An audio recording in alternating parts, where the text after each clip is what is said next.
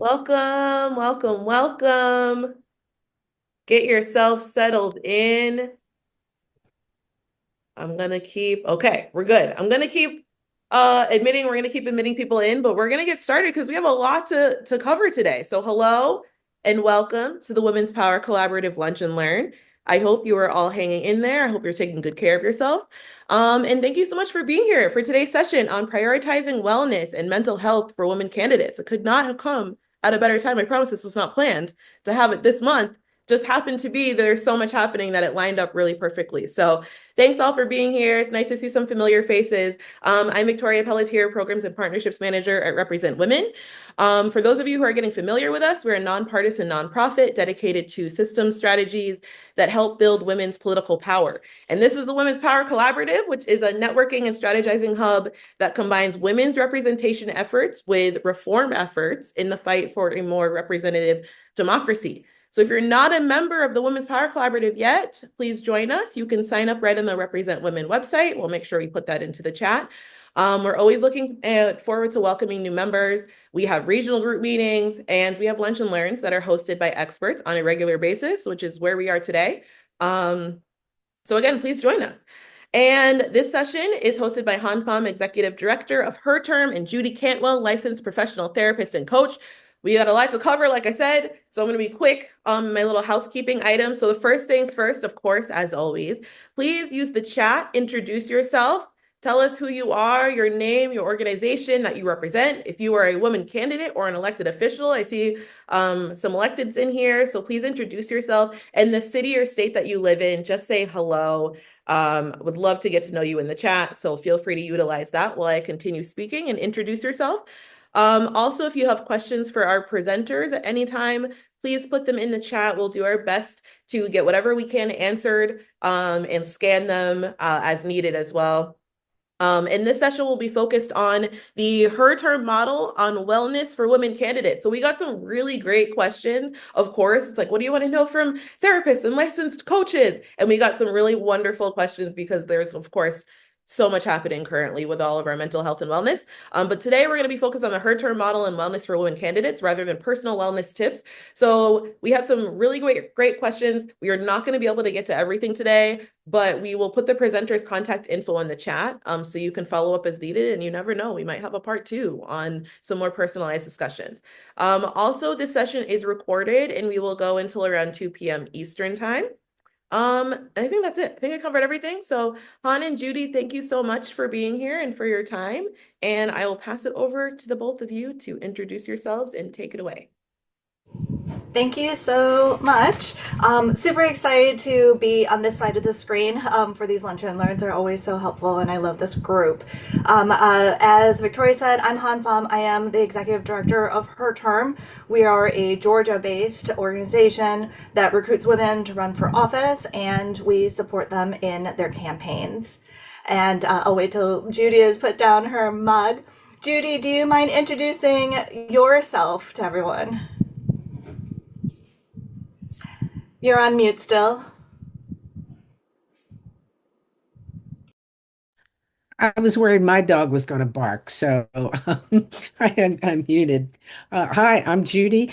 I'm in Atlanta, Georgia. I've lived in a number of places. I'm divide my time between a private practice in mental health and coaching, and I coach on a number of different topics. And Han came into my site about 3 years ago looking for volunteers, and I said, "Here I am." And so we've been working together through two or three cycles of of candidates, and I help host and facilitate our weekly groups. And also, I do individual coaching so that we have a list of providers, licensed providers who are willing to either volunteer their time or coach on a sliding scale with the candidates or the women in office. So I volunteer my time, and that's me. Thank you so much. I have some slides to kind of share to get into the story about what we're doing. But actually, before that, Judy, you kind of led a little bit into the story of how this started. So yes, about 3 years ago, I took over as executive director of Her Term. And that was it during February. Now, our season, we have to have everyone qualify in March. So I kind of jumped into this right in the thick of it while we were trying to recruit women to run for these offices. And we had all these holes that were happening. And those of you who are in recruiting probably know exactly what I'm talking about. And as we're recruiting women to kind of fill these seats that we had, one of the things that we kept also hearing about and getting news of were women who were giving up their seats. And so we were getting as many vacancies as we were filling. And that was becoming a really big problem. And so we really needed to kind of stop with the coalition of other organizations that are serving here in Georgia and say, what's going on and what do we need to do? And I was talking about this with one of my other volunteers, and she sort of offhandedly was like, well, why are they quitting? And I was like, well, duh, the job sucks. It's really hard. It's just a terrible atmosphere right now. And she was like, I think they need therapy. And right there was like a lightning bolt. And I was like, they do need therapy. We do need help. And so what I did was I reached out to one of my friends that I know personally who's a therapist, and I ran this idea past her, and she was like, absolutely. This is something that we really want to do, because she's like, I've been trying to figure out some way to become, to give my services and to get more politically active. And this is a much more satisfying way than going on knocking on doors. Judy, I think you said something similar, right? What was your perspective when I did recruit you to do this? Yeah, I was delighted. I have been active in the past for many years. And yes, I've done phone banks, I've done mailings, I've knocked on doors, getting people registered. And this has been a chance where I can really make a significant difference and use my skills too. Yeah. And you've recruited other women to help as well. I think this is one of those things where when I talk to people about the program that we created, they're like, well, how much does it cost? And it actually hasn't cost us anything because we've been able to pull in these volunteer therapists. We have about 10 or so on the list right now. And so what we did was we started out with offering one-on-one therapy and support. And I talked to candidates about whether or not they'd like this, what design would be good for the program, what was really important for them to be able to make use of the project. And so what they said was confidentiality was paramount. We had to make sure that we didn't have any visibility in who was engaging who and anything like that. And so what we've done is we've created a website that has a list of all the providers and descriptions and contact information so that the candidates can just go on their own, choose to call through or contact whoever they want, and we're not involved at all in that.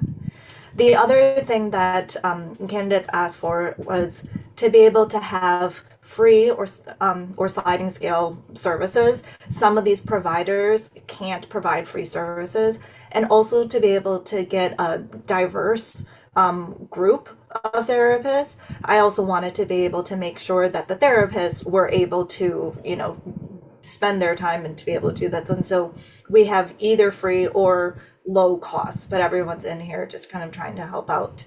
One other thing that I've heard from the candidates is that a lot of them don't want to use therapy, even if they have it available on their medical insurance, because they're afraid of people finding out about it, of there being a record of all this.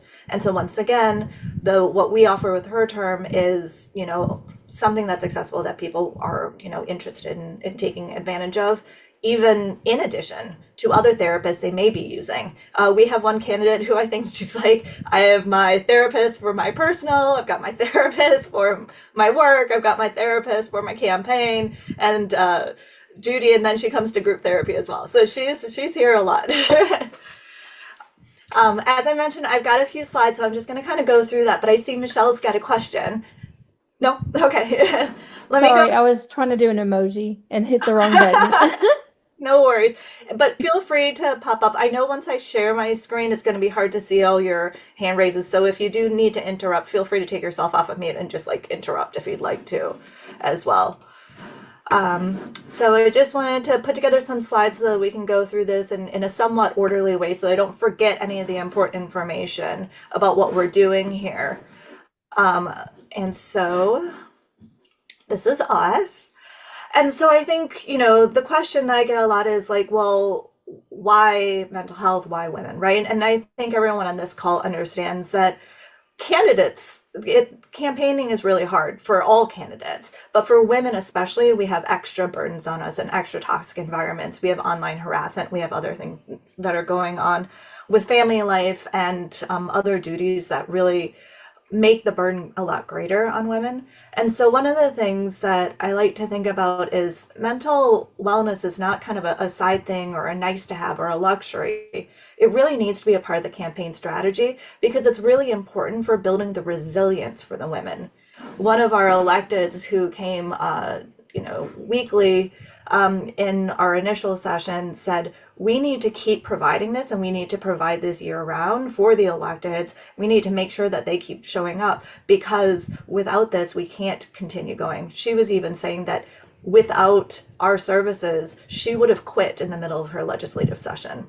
And so just to understand how important it is to pay attention to what the needs are of these candidates. This is my favorite quote from one of our candidates. Life doesn't stop lifing just because you're a candidate. Judy, feel free also. I don't mean to be talking this whole time. Please interrupt. But, we have our group candidate support every week. And we don't just talk about campaigns. We also don't even talk that much about campaign strategy. We're talking about what people are experiencing on the daily, what's going on with them, giving them tips and hints on how to kind of deal with this. We've had someone whose best friend was murdered that week before, and we all took that session to really hold her in and help her. I mean, she came to the session without even saying anything, but I just know she was a little bit more quiet than normal. And so I asked her how she was doing. And then she was like, it's okay. I'm good. I'm all right. But we all could kind of tell. And I think, Judy, you kind of prodded a little bit more. And then she was just like, I have to just tell you. And she just broke down. And we were all right there. So we've also had another woman who lost her father.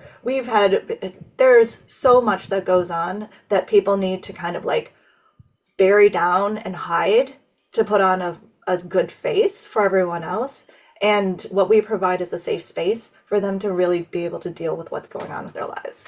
And so just a reminder, life doesn't stop life, and just because you're a candidate, so many things keep happening. Yeah, one of the things that the women were reluctant to bring up until they really got comfortable is the difficulty with managing home life. For instance, us who may not be supportive, children who say, you never make dinner for us anymore. And so there was a little bit of shame involved with that. And hearing from other women of, yeah, I don't know when my husband and I had a date night last, really was meaningful. Places that they wouldn't share that any place else. Yeah. All right. So what we don't just do the candidate support group, which Judy is who's been helping us. I want to give you an image of like what the full breadth is. We talked about the one-on-one confidential coaching that Judy actually also provides in her free time. She actually spends quite a lot of her free time on her term support. And one other shout out that I want to make to you is like during the sessions, especially when someone's had a really hard time, Judy will say, call me afterwards. Call me after this. We'll spend an hour or so and just make sure that you are okay to go with the rest of your day. In addition to the weekly candidate support group, we've also started a Signal group text thread for all the women who are running. And then that was created because a lot of these women have these questions that just kind of come up in the middle of the night and they don't have anyone to ask, And so I was finding that they'd be texting me, and I don't really want to answer all these in the middle of the night. But that allowed them to be able to answer each other's questions and help each other. And so that's been really useful because, one of our candidates logs on every morning and is like, "Good morning, you beautiful women."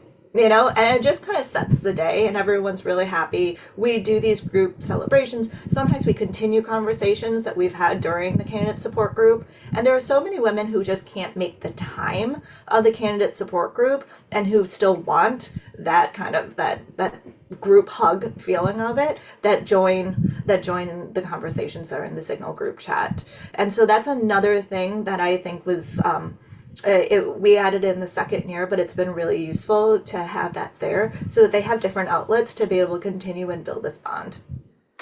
The other thing we've been doing is doing wellness retreats. And so our support groups are online because all of our candidates are across the state of Georgia and we can't all be in the same room. Plus, it takes up so much time.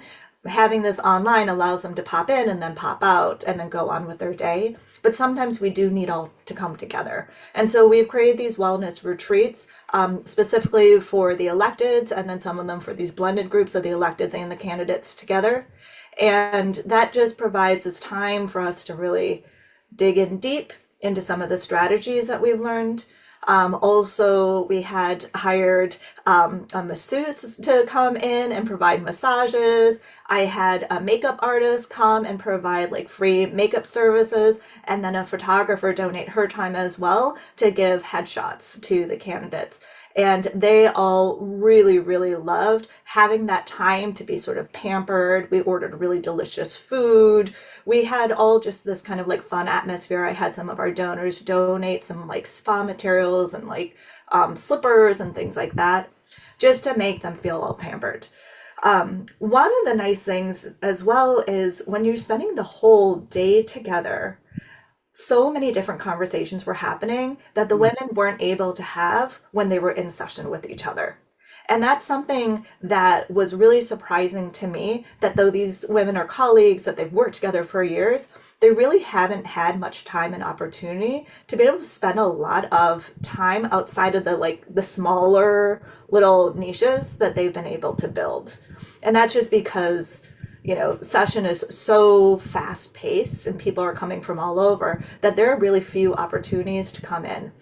One of our candidates who's a part of this, sorry, Judy, you want to go on? No, I was going to say an example of that. Yes, the women were just, oh, this is so important.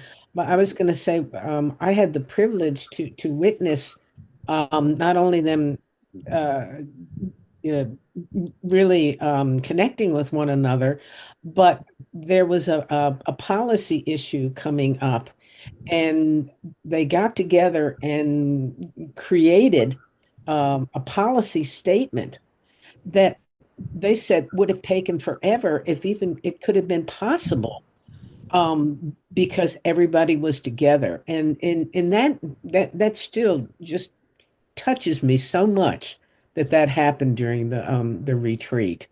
To see that those women around the table spontaneously saying, "Well, we need to make a statement about this," and they developed that.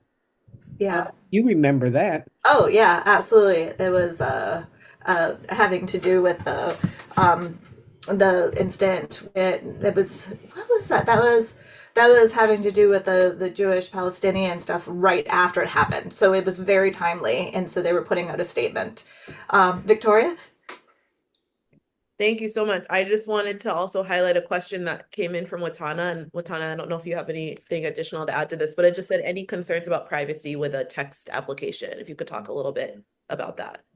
Yeah, well, Signal is the text group that's encrypted, and although that was also what was just used by the Trump administration for that, so we have made sure not to include any reporters into our text thread, but mostly, to be perfectly honest, most of the conversations that we have there don't really have to do a lot with anything that's sensitive by that nature, and everyone that participates in it, when they might be leaning towards that way do sort of get gently reminded, hey, we are on a text thread. But it is definitely something that's that we all need to be mindful of in this day and age, for sure. And Signal's actually a lot more secure than WhatsApp or just like a regular text message. So there is that too. Okay, so we were talking about the retreat and that opportunity for the women to come together. As Judy was saying, one of the things they said was, we wouldn't have been able to talk about this if we didn't just happen to be here. And they said what that means is we need to find more opportunities to come together. And so they started making a plan for having more face-to-face meetings with the coalition, the women that were over there. So many good things can spark out of being able to come together, not just this wellness stuff, but I also think that they had that space to be able to take that break. We also had many of the electeds give presentations with the strategies that they've used for how they're able to deal with the stress. And that was a really good opportunity for the more experienced candidates to mentor the younger ones as well. And so I think these retreats can be kind of designed in any way you want to, but we made sure we have a 2-year session. So we make sure to have that in the middle of the session so that what we can do is take advantage of that time that everyone has together to be able to build these connections in a time where they can still be useful for the completion of that second year of that session. But we're taking it at a time that's away from where everyone is. The other thing I wanted to make sure of was to allow people to be able to feel like they could come from all around Georgia to this. And so we had it at someone's Airbnb that had like 16 beds. And so we offered to have them stay there, stay overnight for free, and be able to just relax, not have to drive a long ways and have this whole time. During session, we've had wellness pop-ups where we just come into their offices during session and have another kind of like Zen period. We bring food in that's actually like good, healthy food. That's one of the other complaints that I've received is all the food at the Capitol is really unhealthy. And so we brought in salads and bring in healthy things and just get this focus on just trying to take care of yourselves. And we had little activities that you could do that were like just like art-based activities, little stress relief. And so many of the candidates still show me when I walk into the Capitol and see them, they're like, look, I still have my like little stress relief like keychain, the little thing that I made. And so those are just ideas for you all for things that you can do to kind of help along with this. The other component of this is timely topical sessions. So one of the ones that we had just at the end of this last campaign season was called Complete and Confident. And it was for the women who did not win their elections. We don't want to lose them, right? They are still an important part of this ecosystem. And I think they often get forgotten. And so we wanted to make sure to hold them close because some of them were planning to run again. Some of them want to work on campaigns. None of them want to just be done with this forever. And in fact, we kind of want to be able to catch those people who might be feeling like maybe I do want to be done with this. And so giving them tips on how to feel complete with this chapter and be able to be open for whatever the next chapter looks like. And so we timed that to happen, so the election was in November, and this was a particularly difficult election for many women. And so we had that complete and confident session in January so that they could have that time, they could have the holidays to kind of work with that. And then everyone at that point felt like they were ready now to kind of tackle this question about what to do next and to have tips on how to do that. So we're going to do a little deep dive into one of our weekly candidate support sessions, but I wanted to pause here and see if anyone has questions on kind of the 4 pieces of this. And it looked like a question came in. So thoughtful. This is okay. Sorry, the chat was jumping and I was trying to find my spot. So there's a question that says, so thoughtful to do post-gloss supports. Is it more informal coaching or formal programming? For the post what support? Sorry. For the candidates that didn't win their election, but you want to kind of keep them in the conversation, is it more informal or is it actual formal programming for those individuals? So we had a formal session that was led by one of our other volunteer therapists who has a curriculum on that, and then the follow up after that um, has just been sort of open ended, and so I think there's room to do what you think. I have been finding, so this is the third year I've tried to offer a session to the candidates who haven't won. And every time I tried to schedule it, there were lots of, I'm not ready for it yet, it's not time. And having sort of an open ended general, just like pop on and we'll just talk, they weren't really interested in that. And it wasn't until I said, we have this curriculum, complete and confident, and you're going to leave with these tools to be able to go on. Did we get like a good enough number of people choose to sign on?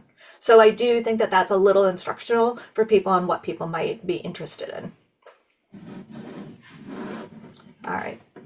Any other questions, Victoria, that you see? All right. Judy, I'm going to let you take this slide and talk to people about what we do with the sessions, and maybe we could do a little meditation for us. What do you think? Okay, yeah. Um, Thank you. Let me move my closed captions here so I can okay.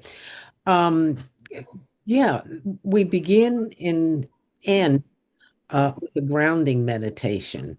And what we do, and we can do that here if you want, if we have time, that it begins with usually a breathing and a thought meditation. And after that meditation, we ask who would like to share a win from the week. And wins can be anything like I got a manicure to I got a significant endorsement. So there are all kinds of wins.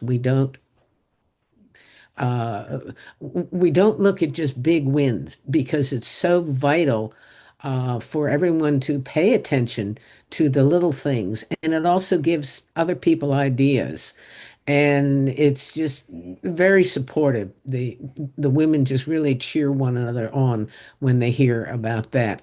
And then we close with an inspirational um, meditation and encouraging them again to take care of themselves. Um, and talk about what maybe for the week they could do to take care of themselves. Again, whether it's something like uh, uh, make a lunch for myself or connect with someone else, just all kinds of things.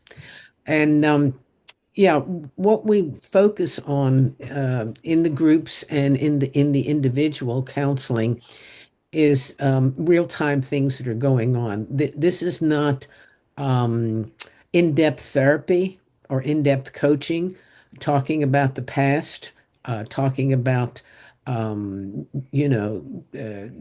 growing up.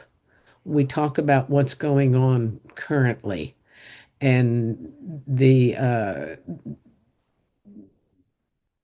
what's going on currently could be again anything that I mentioned about um, anxiety over not spending enough time with family, and those kinds of things.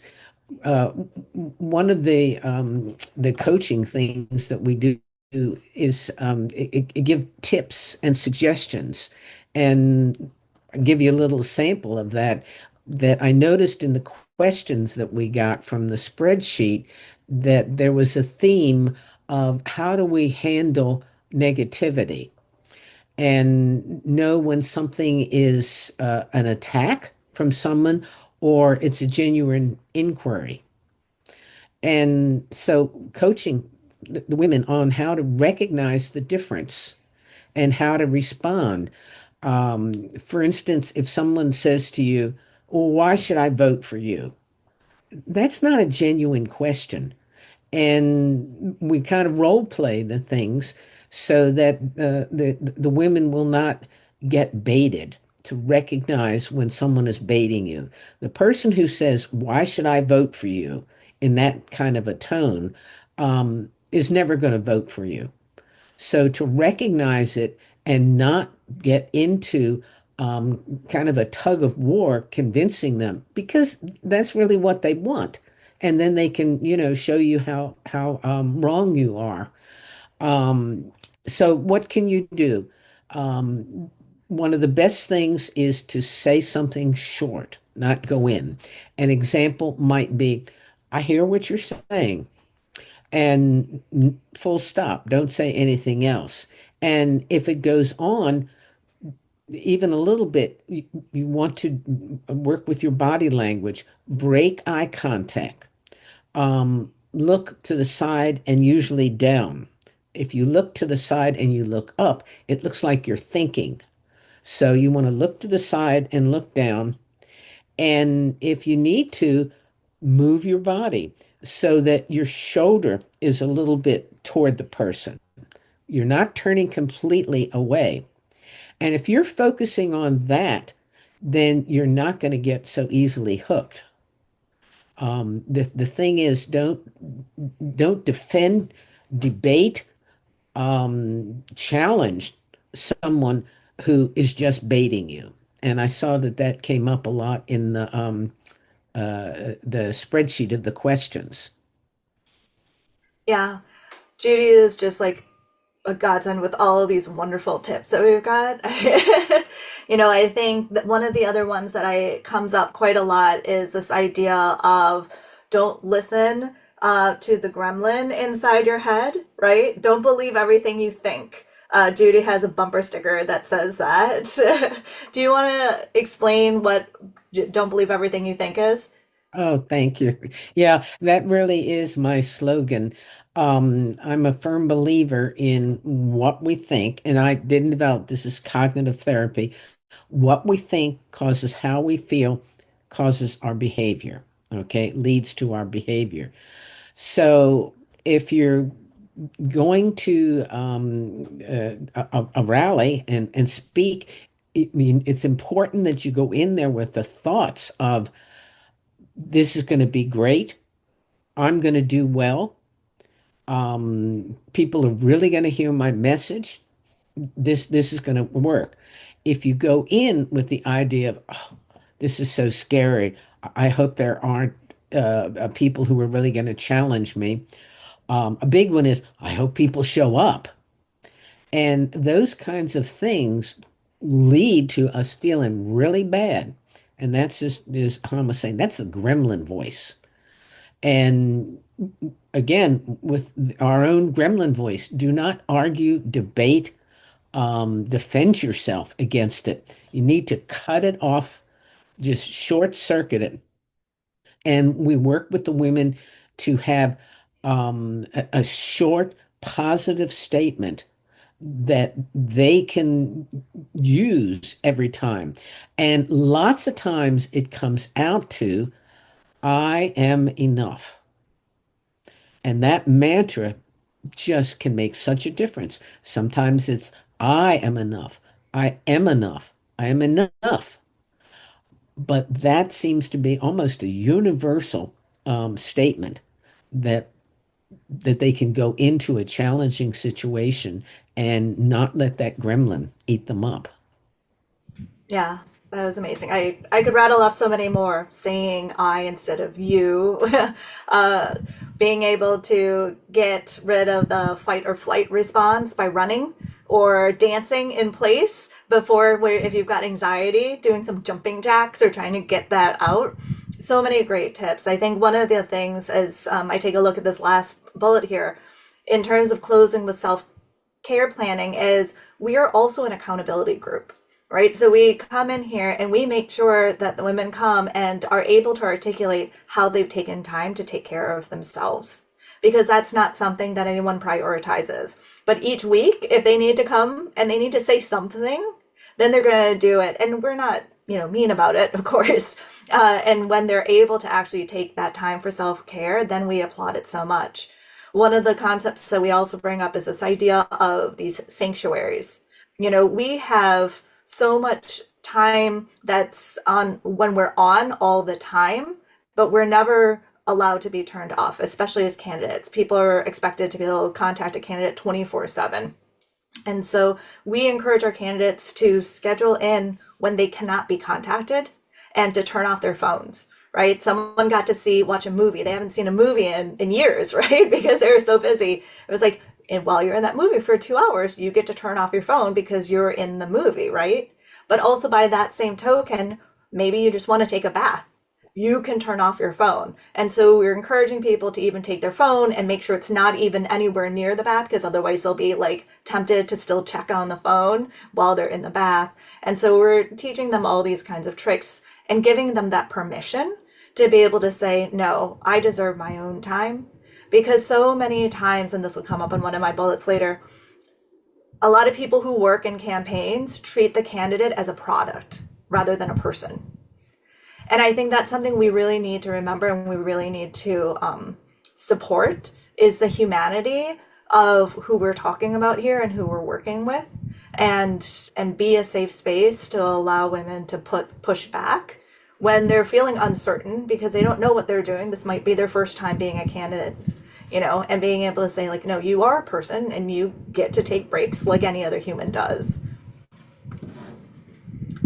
Judy, was there anything else you wanted to share about the support group sessions? Well, I think the support when for someone to take care of herself, give permission to really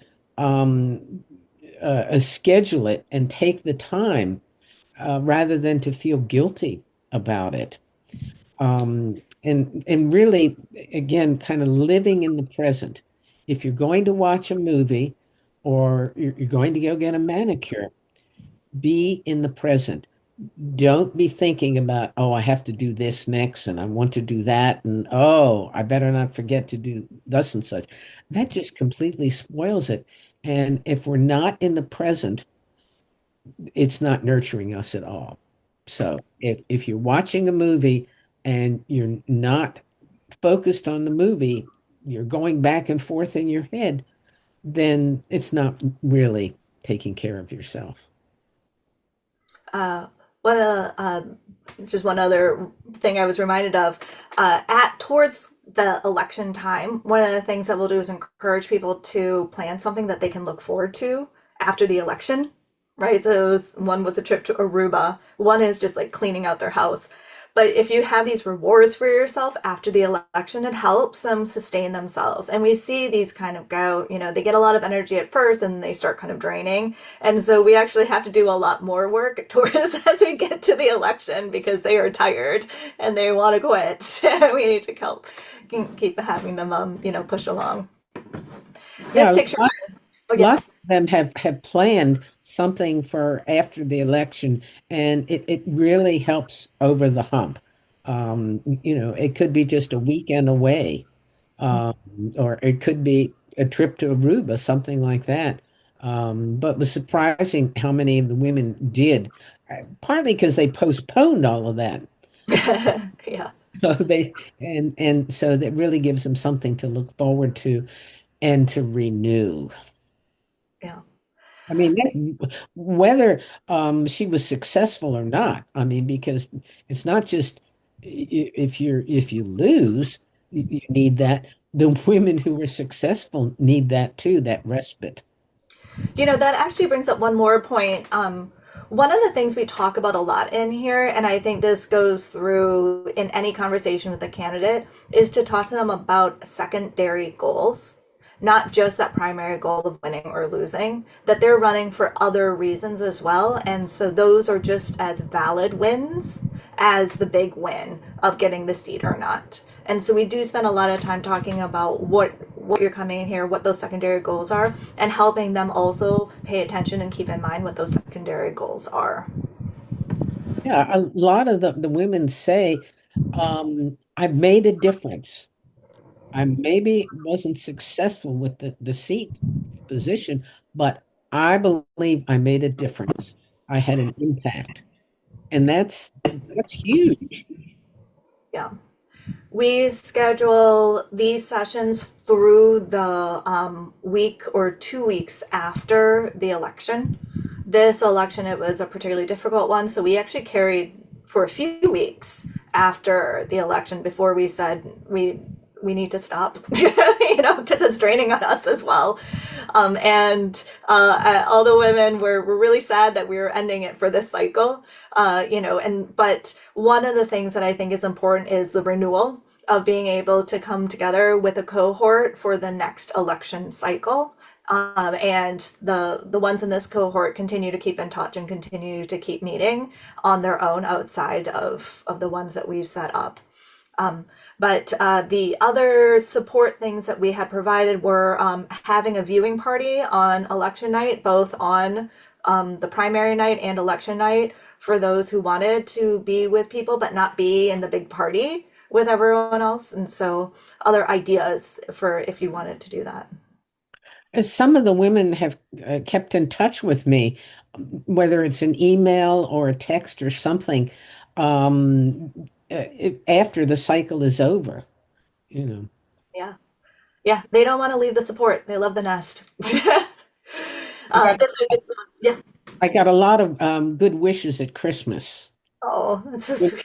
Women remembered me then. Yeah. Yeah. This is a picture of one of our wellness pop-ups over at the Capitol, and so these are all of the new candidates just coming together and cheesing together for the camera. Here's some testimonials. This is the house, the Airbnb that we were at for our wellness retreat. These are all our electeds. This is the table that we were sitting at when Judy was talking about when they were like hammering out the policy statements. We call, our women qualified, effective, and resilient. And so, for example, we've got one of our candidates for mayor who says like the things that we talk about here aren't necessarily things that you can talk to like your bestie or your mom about, right? This whole experience of being a candidate is so weird that you need to really be with other candidates to be able to share that experience. And another, we put out a survey, and so, they were just talking about how important that therapy was to deal with that stress and the pressure. So, not just our words saying that this is important. A couple things I just wanted to bring up if you guys wanted to start your own program, that there were a couple tricky group dynamics to navigate the primaries. And so we had women running against each other in the primaries. And, we'd come into this saying, and I'd have these discussions with everyone. We support all the women in the primaries. We want everyone to come at this and be really, professional and respectful. And they really were. The only issue is that it makes the candidates feel like they can't fully share themselves if they're in there with a competitor. And so one of the things that we did was we added another therapist to come so that if we needed to, we would be able to go into breakouts and split the group up. And so that was how we were dealing with having people who were running against each other in the primaries together. Sometimes there's existing interpersonal tension between two people as well. Because our sessions are drop-in sessions, we just don't know who's going to show up. But understanding that and keeping in dialogue, and sometimes I'm just like direct messaging with people, making sure that they're okay. They find out some people just choose to opt out and just log off on their own once they see another name up there. I try to encourage people to put their cameras on. If someone's name is not their name there or a name that I recognize, I'll usually DM them or kick them out because we need to make sure to maintain the safe space. We also have a lot of quiet lurkers. There are quiet people who don't talk. I do try to make space so that they can speak because there are some people who will talk and fill space if it's empty. And so as moderator, I'll pause and say, there's some people we haven't heard from. Let's make space so that we can hear from the people who might be a little bit more quiet and so that they can feel comfortable coming in, and sharing. And some people are just lurking and some people learn so much. I will get emails afterwards from people who have never said anything in their group and say, being there, hearing the discussion was so helpful to me. And so I wouldn't just discount those quiet people or just think that they're just lurkers or they're just, just being there for no good reason. it's helpful and people just participate in different ways. Um, and then the last thing is this idea about the power dynamics between electeds and first time candidates. So in our first cycle, we had an elected who was there every single week with first time candidates. She really enjoyed being able to learn from these first time candidates and understand so much more about where they came from and the issues that they're facing in the different parts of the state. She felt that she could participate kind of equally, and she also shared a lot of her experiences to help share with some tips on how she was dealing with things, and that was really helpful and really fruitful. But at the same time, sometimes the electeds feel that they're too much in that position of being a mentor and not really getting the support they need. And so I'll have separate sessions just for the electeds, so that they're getting the same kind of support and the level of support that they need. So it's something to think about. I think it could go both ways. There are benefits and there are drawbacks to doing that. And so if any of you guys are looking to do this on your own, I had just a few takeaways, right? I think wellness must be embedded, not just offered, right? So this is part and parcel to being a heard term candidate, that we have this session. I put it on everyone's calendar. They can reject it if they want, but it's on their calendar so that every morning they see it, or every Wednesday morning they see it, and they can choose not to, but it's a part of the package that we're providing. As we discussed, build these things into the structure. So this is on their calendar, and then also normalizing check-ins. I think, when I was taking any leadership classes or management classes, it was always have regular scheduled check-ins so that your employees don't think that they've done something wrong when you need to meet with them. And so if we have scheduled check-ins here, it doesn't seem like, oh, something bad came up in that session, now I just want to talk to you one-on-one. It feels like a normal part of the process. And somehow, and checking in one-on-one as well as checking in the group, some people can share in different ways. This is an important part, and I'm so glad that I've got Judy as a partner in this, because I think having a certified, trained therapist on the call is incredibly important and helpful. I know other organizations have said to me, oh yeah, we have our own thing where we have our candidates meet weekly.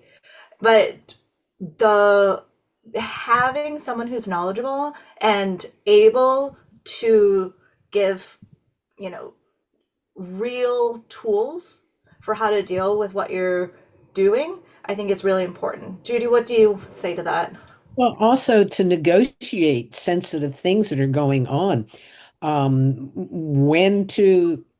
When a member or the group can encourage someone to tell them more, and when it needs to be let go, when the person really wants to be pulled in, or if she does not want to share more.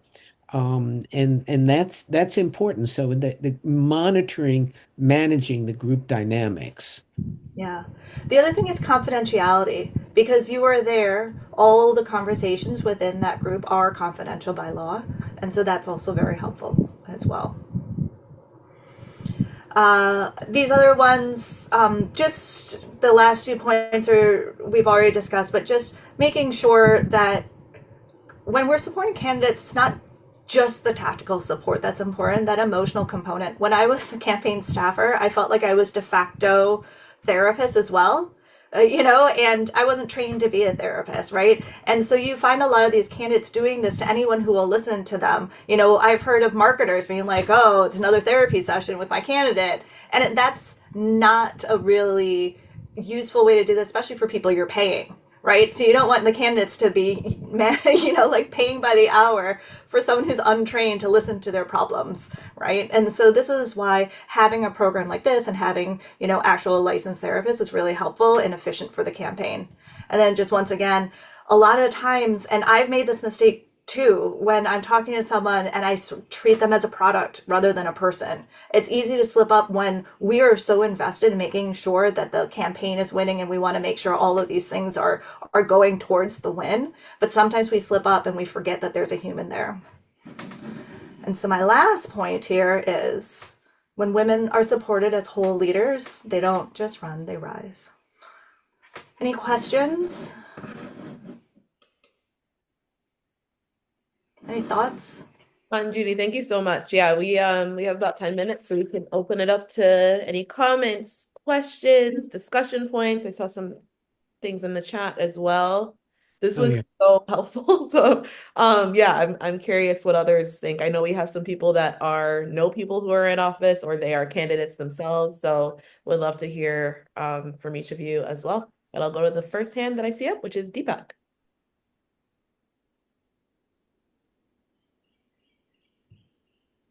Deepak, if you can hear us, go ahead. You have to unmute. Hello. Hello. Am I audible? Yes, go ahead. Yes. Good evening. I'm based in Mumbai, India. So I've listened the topic, mental wellness of the human candidates.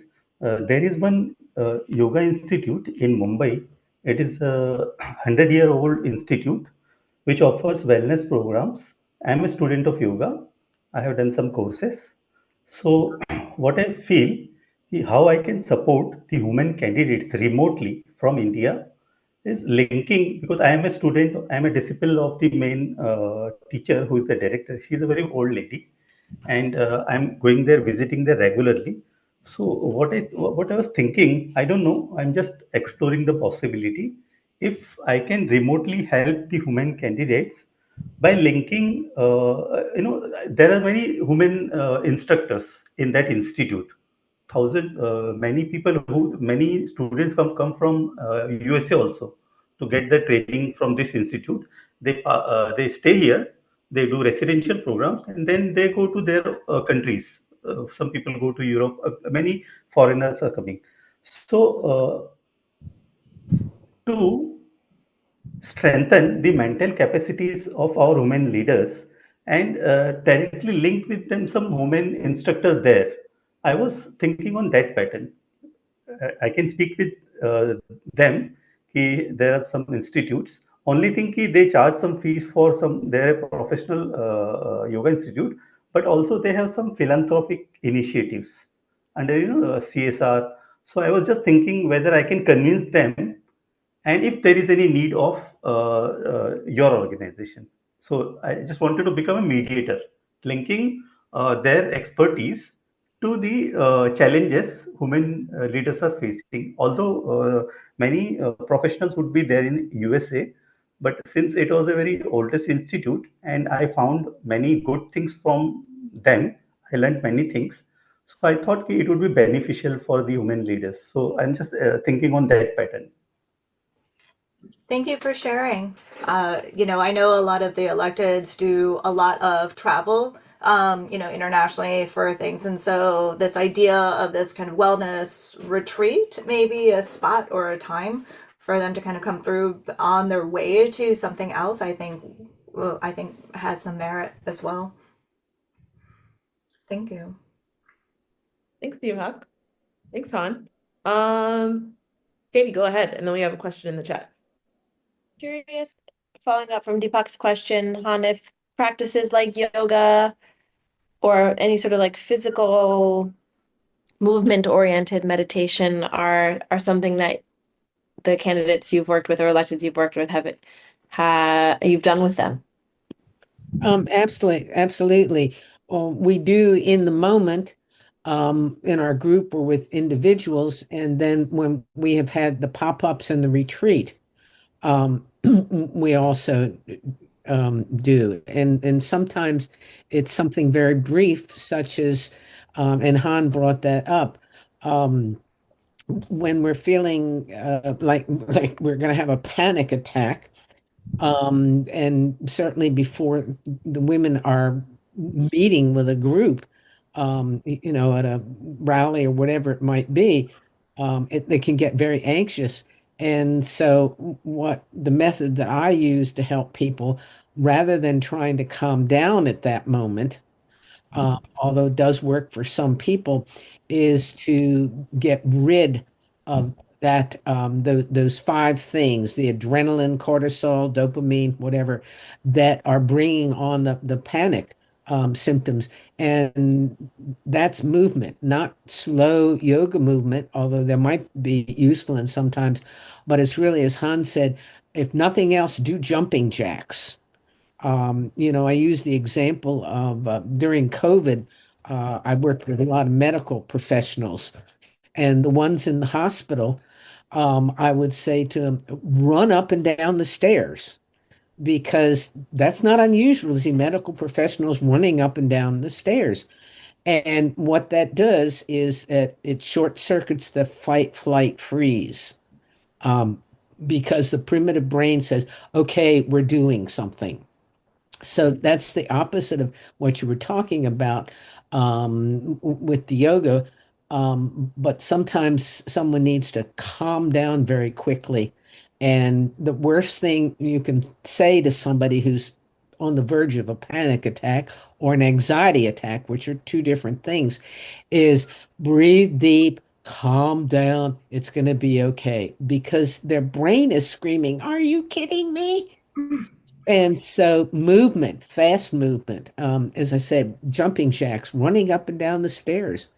I've got loads and loads of examples in the work that I do, not just with the women, where that's been just, really useful and a big surprise to them because everybody says, calm down, it's going to be okay. Thank you, Judy. Alpana? Yeah, I just wanted to add up, apart from my leadership skills, I have also done a mental health instructor's certification from Washington, D.C. Uh, because I felt like when you are helping the leaders or doing something in the leadership role, you should know what's going on with you also, or with the other women who are fighting for justice. I know. So it was very important for me to know what's going on. And when I came to know, I now deliver that message to others. You can teach also. I'm eligible to teach. So in the King County, I taught also many years. But now I don't have time. So I focus on this only, leadership. This is the need right now. Yeah. Yeah, that's a great point, actually. It's not only important for the leaders themselves to understand and hear from each other what they're living. Me being in those sessions has been really helpful to understand what challenges they're facing right now in the campaign cycle. And so I'm able to respond in real time and put up other sorts of things, whether it has to do with wellness or it has to do with campaign tactical strategy. And so I know some people were getting really frustrated by the financial disclosures that they had to do. And so I found an expert to go ahead and train them on how to file their financial disclosures. We were having some issues with online harassment. And so we were able to kind of pull in some resources for how to deal with online harassment as well. And so because I work in a coalition of other organizations in Georgia who are supporting these women, I'm actually able to have a really good view into how each of these campaigns are going as well. And so when we're doing the checklist and trying to figure out, okay, is this person a viable candidate? Should we be giving them more money, et cetera, et cetera? This is what the other organizations are saying as they're asking, right? I can actually say, okay, well, this person is showing up every day, right? They're doing the work. They're doing this, even though they might not be fundraising as well as you expect them to, because actually they come from a poor family background and they don't have the contacts to do this. And so I'm able to have this information that's really important for sharing with the people who might be questioning what these candidates are doing, and being able to really provide better support all around for a lot of these women as well. So I think being able to have this continual touch point is helpful for the entire ecosystem of where you're working with. I just want to add up to, in response to Deepak's question that he wanted to know. This organization basically helped to the women who want to run for office and what obstacles they are facing. This organization helps in every way so that they can smoothly, run and face all the problems. If you really want to work on or collaborate with mental health issues, there is a National Council for Mental Health and Wellness here in Washington, D.C. You should connect with them. I'm connected with them too.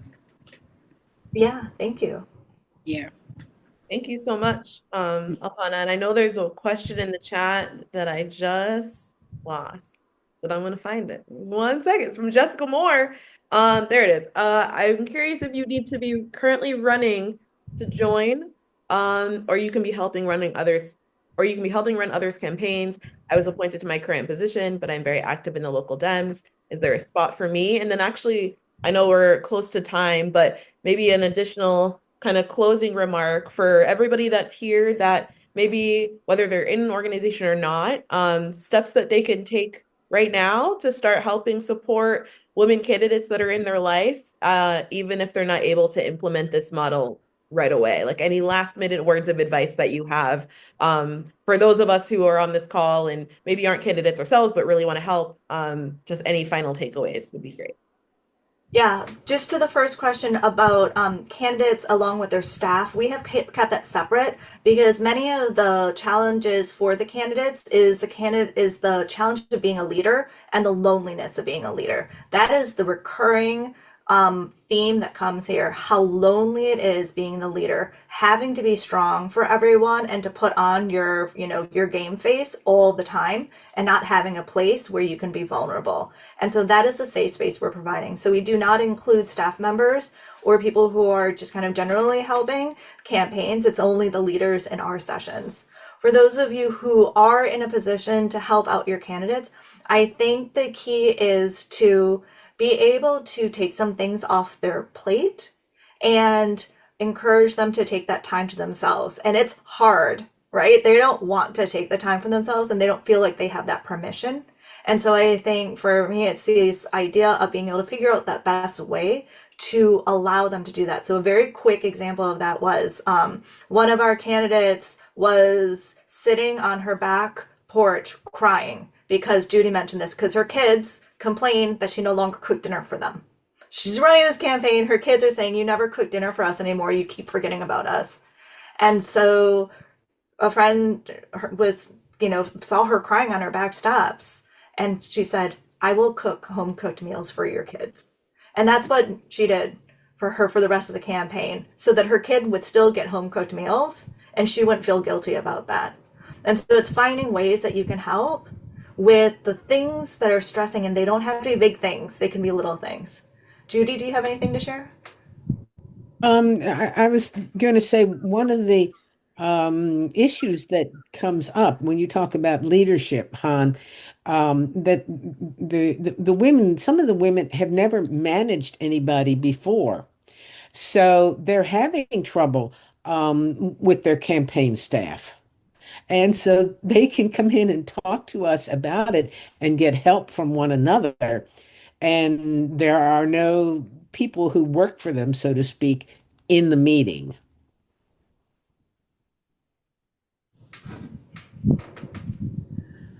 We usually end with a very quick meditation, just so that everyone can kind of send off. I know this has been kind of rushed and everyone's got that kind of anxious feeling right now.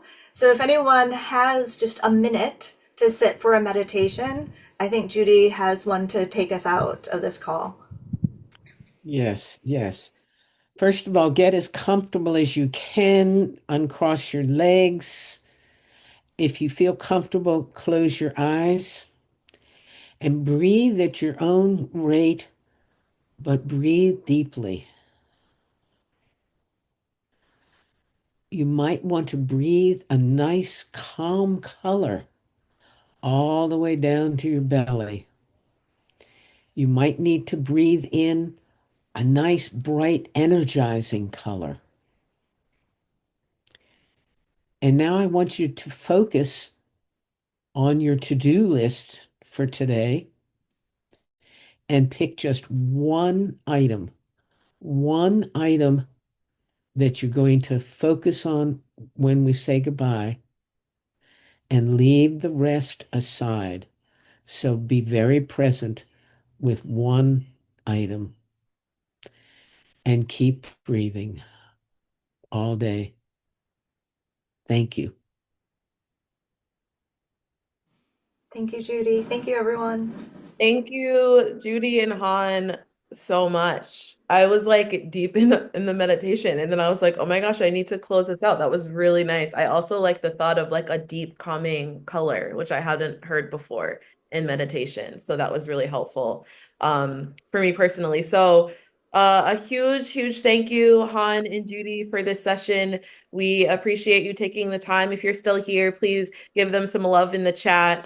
This is so timely and relevant and needed. So thank you for your work to prioritize mental health for women candidates. It is greatly needed, greatly appreciated. And a huge thanks to all of you for being here, for taking time out of your day to learn with us. Please support women in office, not just when they get elected, but also during their term. I also want to take a minute to shout out some electeds that I saw here. So Councilwoman Lorianne Sales of Montgomery County was here. Former Mayor Chastity Walls Armstrong was here. We have Danielle Sullivan, who's here, who I think is running for city council in Ohio. We have Whitney Stevens here, who's running for mayor of Tacoma, Washington. So just a huge shout out to so many of you, and Jessica Moore, who I know is doing a lot of work on campaigns. Thank you all so much for all of the work that you do and all of your time. I hope that you're taking care of yourselves. But thank you, thank you. And please continue to tell your friends and networks about the Women's Power Collaborative and the Lunch and Learns. If you haven't yet, please join our regional group meetings as well, which are intimate spaces for us to do more of this, more collaborative networking with one another. And we will see you all again next month, because you already know we have the May Lunch and Learn scheduled. Of course, it's already scheduled. So this is a highlight of some incredible Asian American women and their experiences in advocacy and local government, public policy, and representation. You joined us in February for our Black History Month webinar. Then this will be a part 2, and this will be another webinar style happening on Thursday, May 29th at 2 p.m. Eastern Time. So as soon as we have the final panelist list and the description, we will make sure that we send that out with the link and the save the date. And I think that's it. So thank you all again for being here. I'll keep the meeting open for a couple of minutes so you can grab any last minute links or read the chat. But thank you again. Victoria, I just wanted to ask you if I'm actually doing for this legislative session. I do every year. So after that, I mentioned, the organization where I go, I just present that the bills that we worked and did not pass, the bill that we passed, we could able to get it passed. Those bills in different areas, like in democracy, in climate justice, as well as in transportation, 3 areas. So I'm going to do that in there. So if you need anybody to speak, you can get in touch. Great. Thank you so much, Albana. I appreciate that. Thanks for letting us know. And thank you, everybody, again. We really appreciate you. Drink water, take care of yourselves. Han, Judy, thank you so much for this. And we'll see each other soon. Take care. Bye, everybody. Thank you. Bye. Thank you.